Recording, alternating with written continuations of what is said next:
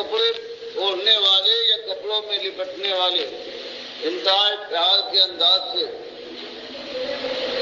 پیت لیٹنے اور اوڑھنے کا موقع نہیں ہے. ذمہ داری آپ پر ڈال دی گئی.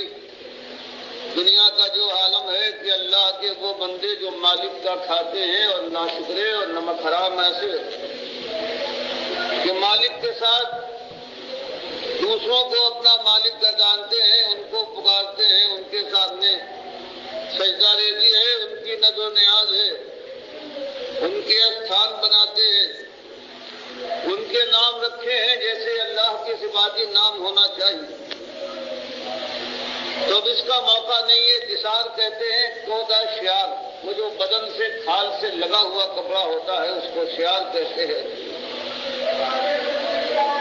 اور جو اس کے اوپر کپڑا وہ کوٹ کی شکل میں ہو، چادر اور کمبل کی شکل میں ہو، اس کو دسار کہتے ہیں. تو حدیث میں آتا ہے کہ اللہ کے نبی صلی اللہ علیہ وسلم پہلی وحی کے بعد جب وحی رک گئی ہے تو آپ پریشان تھے کہ آخر کیا بات ہوئی. ایک جا رہے تھے، زور کی آواز آئی، آپ نے نگاہ اٹھائی تو دیکھا آسمان پر وہی فرشتہ جو غار حرا میں آیا تھا پیغام نبوت لے کر، وہ بیٹھا ہوا ہے اپنی اصلی شکل، بخاری کی حدیث ہے. اور پورا کنارہ زمین اور آسمان کا جو افق کہلاتا ہے وہ اس سے بھرا ہوا معلوم ہے. تو یہ پروردگار نے پھر سے تعلق کروا کر یہ گویا ظاہر کر دیا کہ اللہ نے اپنی مصلحت سے وحی کو روکا ہے، اس میں اور کوئی بات نہیں ہے. یہ حالت دیکھ کر آپ گھر آئے ہیں اور آنے کے بعد گھر والوں سے کہا ہے دسرونی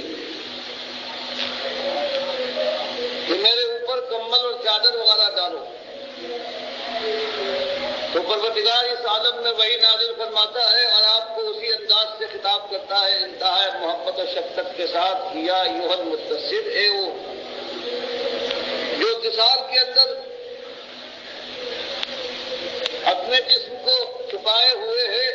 اب یہ دسار میں رہنے کا مقام نہیں ہے. اس کے مالک کی ہر جگہ ناشکری اور نمک حرامی ہو رہی ہے، اور دوسرے کتنے جھوٹے مالک ہیں جنہوں نے اپنی جگہ بنا لی ہے دنیا کے دنوں کے اندر. اب ایک سچے فرما بردار اور سچے غلام کا معاملہ تو یہ ہونا چاہیے کہ وہ ان سارے لوگوں کو للکارے، ان سارے جھوٹے خداؤں کی خدائی کو ختم کرنے کے لیے یتن کرے، زور و قوت استعمال کرے. اور آپ جو اللہ کے آخری نبی ہے، سب سے بڑی ذمہ داری آپ کے اوپر عائد ہوتی ہے. اس لیے تم فانذر، اب پیر پھیلانے کا اور گھر میں بیٹھنے کا یہ موقع نہیں ہے. کھڑے ہو جائیے ہمت کے ساتھ اور فانذر، اور لوگوں کو ڈرائیے، ان کو ہوشیار کیجیے کہ تمہاری یہ کیا روش ہے. دنیا والوں، ایک ہی مالک نے تمہیں پیدا کیا، آسمان کو چھت بنایا، زمین تمہارے لیے فرش کا کام دے رہی ہے، ہواؤں میں سانس لیتے ہو، بارش سے رزق حاصل کرتے ہو، اس کے دیے ہوئے کنبے کے اندر زندگی گزارتے ہو. مال اس کا دیا ہوا ہے، جان اس نے دی ہے، موت وہ دے گا، اور موت کے بعد پھر وہ فیصلے کے لیے اٹھائے گا. وہ ایک ہی ذات ہے. اور تم نے ظلم یہ کیا ہے کہ اس کے بندوں، اپنے ایسے بندے تھے، اس کے پیدا ہوئے تھے، اس کے کھلائے انہوں نے کھایا تھا. اگر زندہ ہیں تو اس کے دلائے جی رہے ہیں، اور مر گئے ہیں تو اس کے مارے مرے ہیں، اس کے اٹھائے اٹھیں گے. اب ان کو خدائی میں شریک کر کے ان کی پوجا اور ان کی پکاریں اور ان کی نظر و نیاز کر رہے ہیں. ان کو ڈراؤ. تم کھڑے ہو جائیے اور ان کو ڈرائیے کہ ایک ہی مسئلہ ہے اس کائنات کا، ایک ہی کام کے لیے تم بھیجے گئے ہو، ایک ہی ثبوت مالک نے تم سے چاہا ہے سب کچھ دے کر، اور وہ یہ ہے کہ تم یہ ثابت کر دکھاؤ کہ تم اپنے مالک کے صحیح معنوں میں فرما بردار اور اپنے مالک کے وفادار غلام ہو. نمک حلال ہو، یہی ایک ثبوت دینا ہے انسانیت کو۔ اب یہ پیغام تو آپ کے ذمہ ڈالا گیا ہے، کھڑے ہوجیے اور یہ دنیا کو للکاریے، کچھ پرواہ نہ کیجیے، کچھ ہو جائے، بات یہی ہونا چاہیے۔ وَرَبَّكَ فَكَبِّرْ، اور اس کو واضح کیا گیا۔ بات یہ ہے کہ آج آپ کے رب کے مربوب ہیں، آپ کے آقا کے جو مملوک اور غلام ہیں، آپ کے معبود کے جو عبد اور بندے ہیں، اب انہوں نے خدائی کا روپ دھارا ہے، انہوں نے اپنے تخت بچھائے ہیں، وہ اپنی چلاتے ہیں، اپنی پوجا کروا رہے ہیں، اپنے طریقے پر ان کو دنیا والوں کو مجبور کر رہے ہیں، ان کی بات مانی جا رہی ہے، ان کی بڑائی کے ڈنکے ہر طرف پٹ رہے ہیں۔ فرمایا یہ غل ہے، یہ جھوٹا غل ہے، یہ باطل طریقہ ہے۔ وَرَبَّكَ فَكَبِّرْ، آپ اٹھیے اور اپنے رب کی بڑائی بیان کیجیے۔ بڑائی تو اس کو سزاوار ہے، اس کو زیب دیتی ہے، اور یہ سارے چھوٹے ہیں، انہوں نے روپ دھارا ہے، سوانگ بھرا ہے انہوں نے بڑائی کا، ان کے پاس کیا ہے؟ یہ محتاج ہمیشہ سے ہمیشہ محتاج رہیں گے۔ آج مالک نے اگر دے کر آزمایا ہے، کسی کو تخت دیا اور تاج دیا ہے، کسی کو مال و دولت سے نوازا ہے، یا کسی کو جھوٹے نیک کامی کے لیے عالم کہلانے والے ہیں جنہوں نے زبردستی مذہب کی ٹھیکیداری اختیار کر لی ہے، وہ آج بڑے بنے ہوئے ہیں دنیا کی نگاہ میں۔ ان سب کو چھوٹا ثابت کیجیے، وَرَبَّكَ فَكَبِّرْ، اور اپنے رب کی بڑائی بیان کیجیے، وہ بڑا ہے باقی سب چھوٹے۔ تو یہ دوسری وحی ہے جو اس شکل میں آ رہی ہے۔ فرمایا جب یہ بات لینے اٹھیں گے، کہنے کے لیے اٹھیں گے، تو بہرحال سب سے پہلے اپنی ذات اور اپنا نفس ہے، اللہ کی غلامی کا ثبوت اس سے دینا۔ وَثِيَابَكَ فَطَّهِّرْ، تو اپنے کپڑے ہیں، اپنا انداز ہے، اپنی زندگی کی روش ہے، اس کو پاکیزگی سے رنگ دینا ہے۔ ہر چیز کے اندر اللہ کی بندگی کا نشان ہوگا، اور غیر اللہ کی بندگی کا ایک شائبہ بھی آپ کو نہ چھوڑنا چاہیے اپنے جسم جان اور اپنی زندگی کسی انداز میں۔ وَالرُّجْ فَاهْجُرْ، اور آپ کو اعلان کر کے یہ گندگی اور یہ نجاست ہے جو کفر شرک کی سب سے بڑی، اور اس کے بعد جو خبیثات ہیں، ان کو ٹھوکر مار کر ان سے الگ ہونا چاہیے، ان سے ہجرت کیجیے اور بالکل اللہ کے ہو رہیے، اور غیر اللہ سے اپنا کوئی رشتہ قائم نہ ہونے دیجیے۔ تو اس انداز سے کہ اپنے لیے بھی جب دنیا والوں کے لیے اٹھتے ہیں، سب سے پہلے اپنی زندگی کو اللہ کی بندگی کے رنگ میں رنگنا ہو، اور پھر آپ یہ دعوت دیں گے کہ اللہ کی طرف بلائیں گے، اللہ کی بڑائی کے لیے اپنی جان لگا دیں گے۔ وَلَا تَمْنُنْ تَسْتَكْثِرْ، اور یہ خالص اللہ کی طرف بلانے کے لیے لوگوں پر آپ کا یہ احساس ہے۔ جو اندھیرے میں ہیں، جو کفر کے اور باطل کے اندھیرے سے نہیں نکلے ہیں، وہ جہنم کی آگ کا ایندھن بننے والے ہیں، وہ آپ کی یہ آواز، آپ کا بلاوا ان کے لیے آپ کی طرف سے ایک خیرخواہی اور ایک احسان کی حالت رکھتا ہے، لیکن یہ خالص اللہ کے لیے ہونا چاہیے، بغیر کسی مزدوری کے لالچ سے، بغیر کسی اجرت کی طرف میں۔ وَلَا تَمْنُنْ، اور احسان نہ کیجیے اس اندازے سے کہ تستکثر، کہ اس کے مقابلے میں کچھ کما لیں، کچھ کثرت حاصل ہو جائے۔ فرمایا خالص اللہ کے لیے بے غرض ہونا چاہیے، کوئی دنیاوی لالچ آپ کو نہیں ہونا چاہیے، اور اللہ کی بات پہنچائیے دنیا والوں تک۔ اور جب آپ اللہ کی صحیح بات پہنچائیں گے کہ مالک اکیلا ہے، وہی تمہارا آقا، وہی تمہارا داتا اور دستگیر ہے، وہی مشکل کشا فریاد رس ہے، وہی غوث ہے، وہی قسمتیں بنانے اور بگاڑنے والا ہے، وہی موت دیتا ہے، اور وہی موت کے بعد پھر اٹھانے کے بعد فیصلہ کرے گا۔ اور آج دنیا والوں، جن کو تم پوچھتے ہو، جن سے تمہاری وابستگی ہے، جن کے پھیرے تم لگاتے ہو، جن کے اوپر تم اپنی جان کو نچھاور کرنے کے لیے تیار رہتے ہو، یہ مالک کے دشمن ہیں۔ اگر خود انہوں نے دعویٰ کیا ہے، اور اگر انہوں نے دعویٰ نہیں کیا، دوسروں نے بنایا ہے، تو اس لائق ہے کہ اعلان کر دو یہ ہمارے رب نہیں، یہ اللہ کی مخلوق ہے، اور پروردگار کے اگر بندے تھے، چاہے نیک بندے ہوں، تو اللہ سے ڈرنے والے تھے، فرمایا اس طرح سے. اور اس ولی ربی کا تصویر جب یہ بات کھول کر لائیں گے آپ للکاریں گے کہ جو آج اپنی چلا رہے ہیں وہ خالص نمک حرام اور اللہ کے غدار ہے. ان کو حق نہیں پہنچتا کہ اپنے مالک کے مقابلے میں اپنی چلائیں. جب آپ یہ بات کریں گے کھول کر سامنے لائیں گے بات کو تو اس کے بعد ایک قیامت برپا ہو جائے گی. دنیا والے جن کے پاس ہمیشہ قوت ہوا کرتی ہے وہ یوں چھوڑنے والے نہیں ہیں. ہر طرح سے تکلیفیں پہنچائیں گے. زبان کی چوٹ لگائیں گے, جسم جان کو پریشان کریں گے. قید و بندی ہو سکتا ہے ڈالے, جان کے اور خون کے پیاسے بھی ہو سکتے ہیں. دیش نکالا بھی دیں اور آپ کو اور آپ کے ساتھیوں کو ہلا ماریں. لیکن فائدہ یہ ہے بڑی رب کا تصویر, اور سب کے ساتھ جمے رہیے گا اللہ کے راستے پر, اور کوئی غرض نہ ہو. ولی رب کا تصویر نام لگا دیا اور صرف اپنے رب کی خوشنودی اور اپنی رب کی رضا کے لیے جمے رہیے آخری وقت تک, جب تک پروردگار آپ کو موقع دیتا ہے زندگی کا. یہ 7 آیتیں ہیں جو دوسری وحی میں اتری ہیں. اب اس سے اندازہ لگائیے کہ کس قدر ذمہ داری ڈالی جا رہی ہے عرب کے پورے ملک کے اندر اور ساری دنیا میں, سوائے چند بقایا اہل کتاب. کسی میں ایمان اس وقت موجود نہ تھا. اب اللہ کے نبی صلی اللہ علیہ وسلم کے بعثت کے بعد ضروری ہو گیا کہ آپ پر بھی ایمان لایا جائے, اور عرب میں سوائے اپنے گھر والے چند لوگ ایمان لائے تھے. اب آپ کی نبوت پر اور کوئی ایماندار موجود نہیں تھا.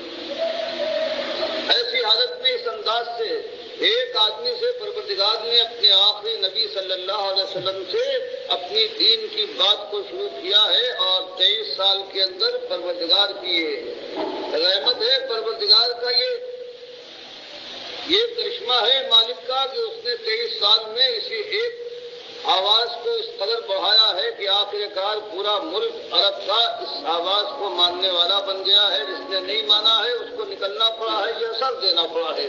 اور پھر 25 سال اور لگے ہیں کہ مشرق اور مغرب میں یہی آواز گونجی ہے, اور کتنے اللہ کے بندوں کو یہ توفیق ملی ہے کہ اس آواز میں آواز ملائے اور دنیا اور آخرت کی سرخروئی کو حاصل کر لیں.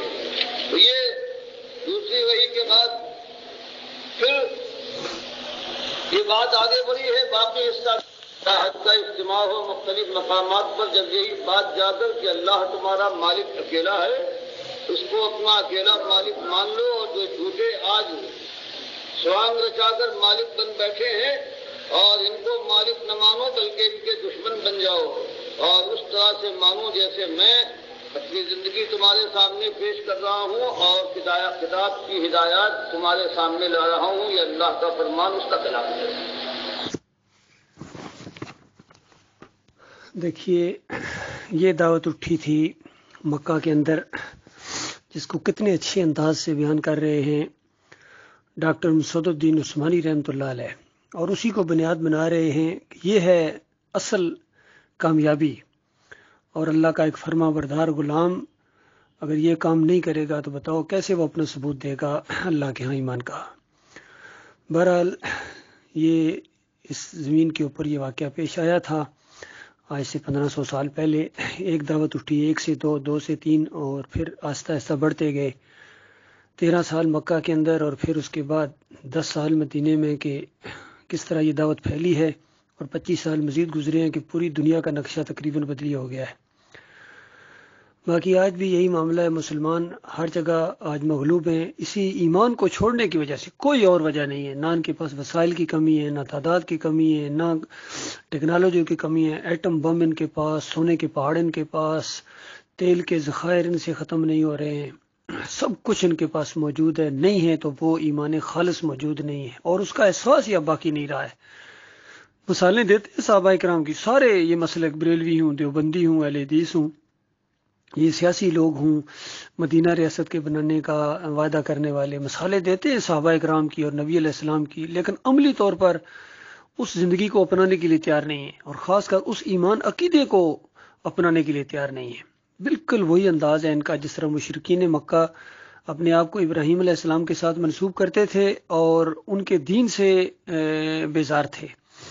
بالکل یہی معاملہ ہے, اور ان کو کہا گیا تھا کہ تم اب کوئی نسبت نہیں رکھتے ہو ابراہیم علیہ السلام سے. ابراہیم علیہ السلام یکسو مسلم تھے اور وہ ہرگز مشرک نہیں تھے, اور تم مشرکو تم ایک ایک گلی کے اوپر ایک ایک نوکر کے اوپر شرک کرتے ہو اللہ کے ساتھ. اب تمہارا کوئی تعلق نہیں ہے. اب ابراہیم علیہ السلام کے ساتھ اگر تعلق ہے تو ہمارے اس آخری نبی محمد صلی اللہ علیہ وآلہ وسلم اور ان کے ساتھیوں کا.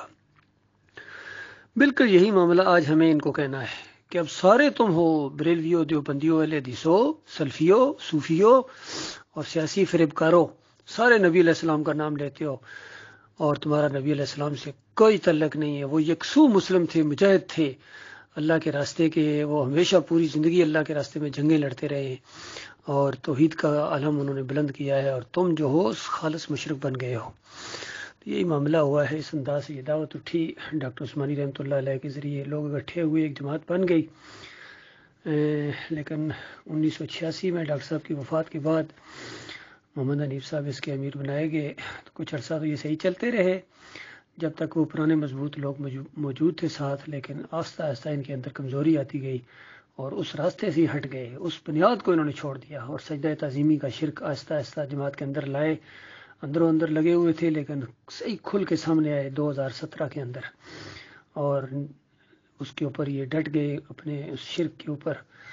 اور پھر اور آگے بڑھے 2 شرک اور ان کے اندر آگے. کہتے ہیں اللہ تعالیٰ نے اپنی ایک صفت عیسیٰ علیہ السلام کو دے دی، صفت دے دی. یہ الفاظ دیکھیے ذرا کیسے مشرکانہ. اور پھر کہتے ہیں اللہ تعالیٰ جب چاہے اپنی صفت جس کو چاہے دے دے. اندازہ لگائیے کس قدر یہ جو شرک انہوں نے اختیار کیا اور جماعت کے اندر پھر ڈنڈے کے زور سے منوایا.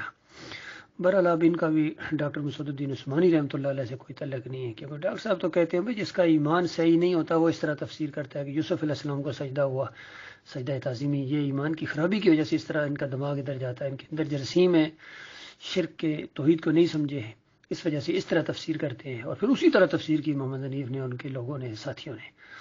تو اب ڈاکٹر صاحب کے ساتھی بہت کم رہ گئے ہیں. بہرحال جوش اور جذبہ ان کا کم نہیں ہوا ہے، وہ بلکہ پہلے سے زیادہ بڑھ گیا ہے. انشاءاللہ اس دعوت کو ہم پھیلائیں گے، اس کے لیے جئیں گے، اسی کے لیے مریں گے، اور اللہ تعالیٰ اس کو انشاءاللہ شرف قبولیت بخشے گا اور رنگ جہاں انشاءاللہ بدلی ہوگا. اللہ تعالیٰ ہمیں مضبوط ساتھی عطا فرمائے گا. نئے لوگ ہوں گے، اللہ کے وفادار ہوں گے، وہ نمک حرام اور غدار نہیں ہوں گے، خائن نہیں ہوں گے اس محمد حنیف کی طرح، اس کے ٹولے کی طرح. یہ دین کا ٹھیکیدار بن گیا مودودی صاحب کی طرح. مودودی صاحب کا کردار ادا کیا اس نے. جب اس کے اندر شرک آیا تھا اس کو بھی لوگوں نے ٹوکا تھا، وہ بھی آگے سے ریئیکشن کر کے ضد اور انا کا مسئلہ اس نے بنا لیا تھا. پھر جمہوریت کے مشرکانہ نظام میں کود پڑا. سب کے ساتھ یہی معاملہ ہوا ہے. حافظ سعید دیکھیے کتنا مجاہد بنا ہوا ہے، لیکن وہی جمہوریت کا مشرکانہ نظام. اور یہ خادم رضوی بھی اسی طریقے سے یہ جمہوری کافرانہ مشرکانہ نظام کے ذریعے اسلامی نظام لائیں گے. بتائیے ان کی کھوپڑی، ان کا بھیجا دیکھیے. ان کے پھر دوسرے مزاروں کے اوپر جا کے سجدے کرتے ہیں، چادریں چڑھاتے ہیں، رکوع کرتے ہیں، امام زامن باندھتے ہیں اور کہتے ہیں ہم مدینہ ریاست بنا دیں گے. بتاؤ تمہارے دماغ کے اندر وہ بات کب کس طرح آئے گی کہ اللہ کے رسول صلی اللہ علیہ وسلم نے توحید کی دعوت اٹھائی تھی، صحابہ اکرام نے توحید کی دعوت اٹھائی تھی، وہ مخلص مومن تھے، موحد تھے، اور تم لوگ خالص کافر اور مشرک اور بازاروں کے بجاری ہو، قبر کے بجاری ہو، حکومت کے بجاری ہو. یہ مسئلہ ہے.